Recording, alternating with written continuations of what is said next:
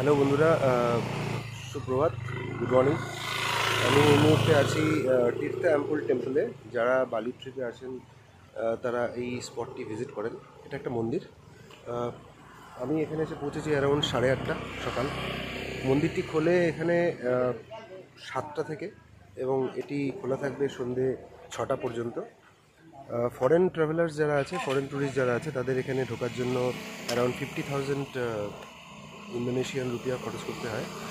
এই মন্দিরটির বিশেষত্ব হচ্ছে মন্দিরের ভিতর থেকে একটা হোলি ওয়াটার বেরোয়। সেখানে স্নান করলে সমস্ত রকম পাপ ধুয়ে যায় বলে বলা হয়। এটা মেনলি বিষ্ণুর মন্দির। তো খুব লোকে মানে। তো দেখা যাক ভিতরে। আমি টিকিট কেটে নিয়েছি আর ভিতরে প্রবেশ করবো। তার আগে একটু ঘুরে দেখাই আপনাদের 360 ডিগ্রি ভিউজ।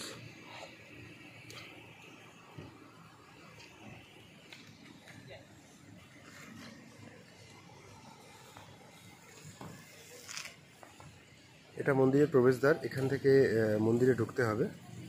এবং